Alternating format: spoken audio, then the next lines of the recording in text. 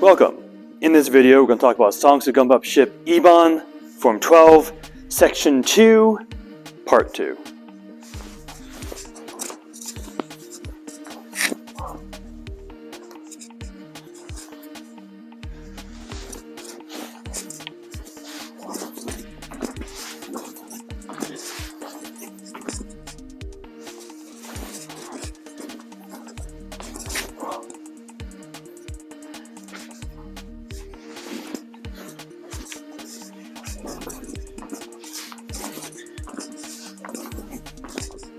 Now I mentioned that this is one of my favorite forms, right, because of the themes that we kind of introduced here, right? And I hinted in the previous video, the very next section, the very beginning of what we just saw, is one of my favorites.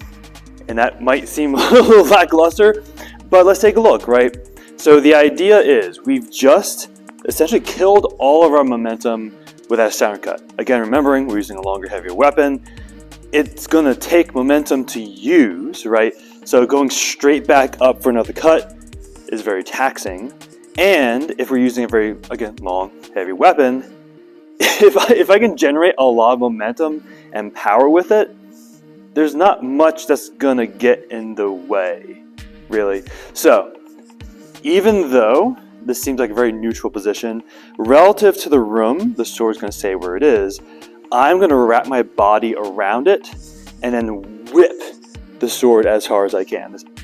Within reason, right? Controlled, but it's going to be a powerful strike, right? So from here, you would roll into it, use your hip, use your shoulder, and you can really blast a really powerful strike.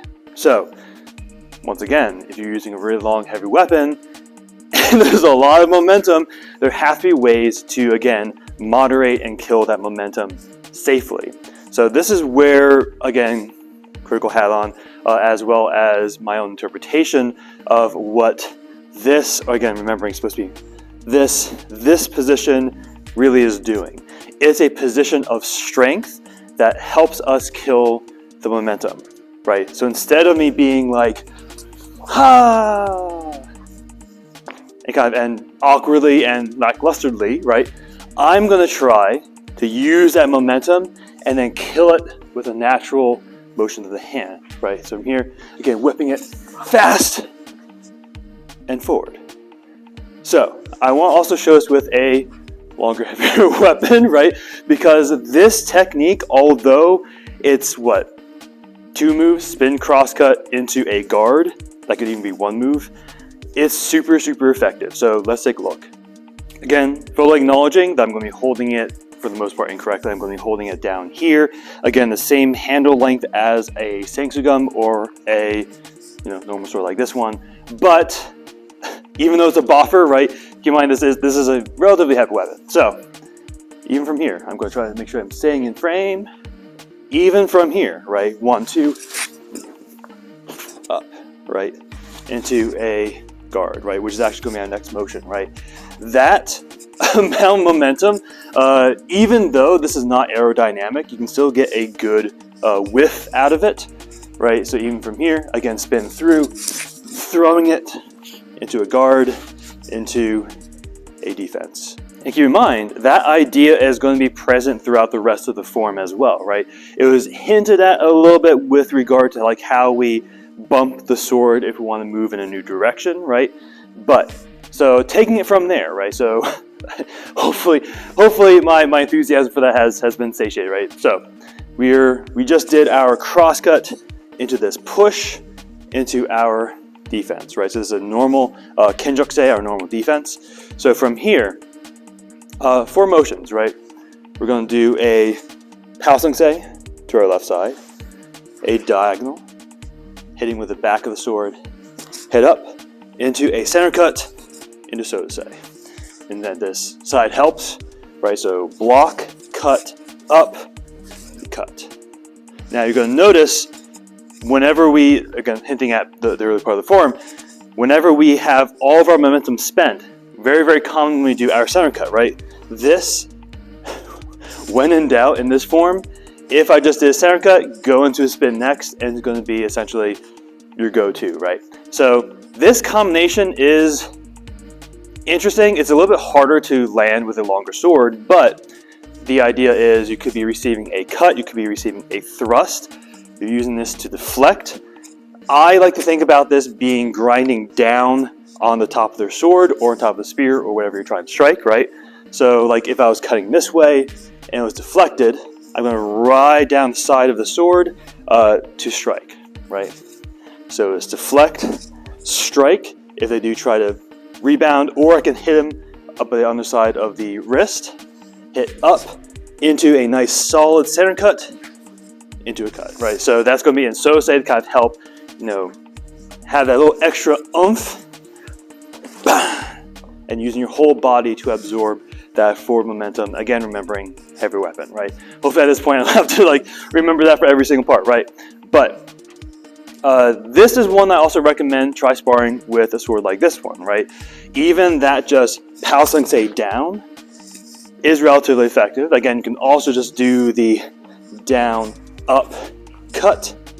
So my interpretation for that one is you're blocking, again, a headshot or a stab, right? You can block riding down on top of their weapon, right? Whether it's a sword or a spear.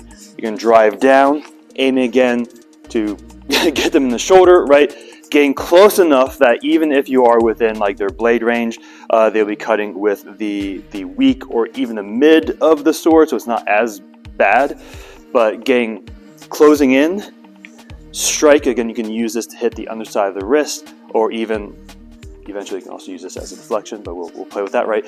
Hitting up, knocking a sword out of the way, possibly, into a center cut. So as we do our center cut, our stance is going to help absorb. Again, we're trying to throw all of our momentum into that center cut. So when we're here, again, because all of this is relatively upright, into that final cut in Sotosei, right? So really try to dedicate yourself to that center cut, because, right, that cut is going to be essentially the end of that initial momentum, right? Again, think about how the mass of the sword can move very smoothly, and again, going from the tether, right, so the very end of the momentum this way, pulling into the next one, and rolling into another one. So really think about how the mass and the, you know, geometry of the sword is helping you with that combination. But let's take a look at the next combination. So from here, we're going to do our spin, cross cut into our same pushing block. Again, remember, it should be all the way this way into our defense. Again, we already talked about that combination literally moments before, and we're going to talk about something slightly fewer moments before. Again, that Pao Sensei block, right? So something that I like about this form is the idea of like progressions, right? So if you're sparring against someone and you really try to show a pattern, you want to make sure you have a way to break that pattern, right? So if I'm always striking from 1-2 or even 1-2, not strong on that side, for at least for me, you always want to have something to break that pattern. So if they get used to being hit from this top corner with a cut, the next motion is from here. Again, same thing. They could be doing a center cut, they could be doing a thrust, or even like a down cut this way. You can think about sliding back into a bomsei as you catch, and as you catch, really hoping your guard can absorb it. As you lock in, again, their blade's probably resting on your guard, as you slide in for a thrust this way. And then from there, you're going to turn and do our 3 spinning cross cuts like we talked about at the end of part 1. And from another angle, right? So again, center cut, thrust, cut, even this cut, if you're catching it from behind, that's a rough one, because if you catch it too late, you're just going to help them cut you, which is not fun, right? But blocking against one of those guys, again, I wanted to emphasize that's like an oval shape. I don't know if any of this is coming in camera, because you want to be reaching out to pull back in. In the event that you also come from an open hand practitioner perspective, this is very similar to our high block. Again, I don't really think this is a great block for a punch, but that's how it's usually taught, and don't at me for that one. But if someone is punching to nose and you're like, by the time the punch is happening and you start blocking, you're going to get punched in the face anyway. Versus if you're reaching more out, you have more time to block it out, and the higher up on the arm, the more effect that has on the output, right? Because if I get blocked up this way, it only moves up that much.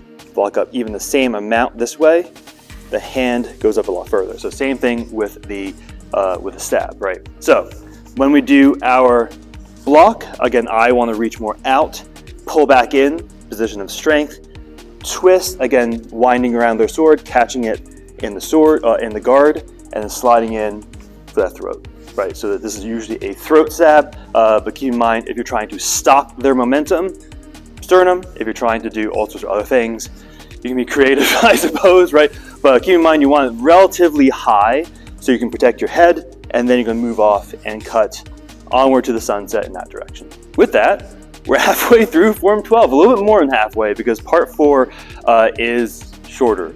I know it was like, wow, that was 4 videos, and that's halfway. But it is a relatively long form. It's a fun one.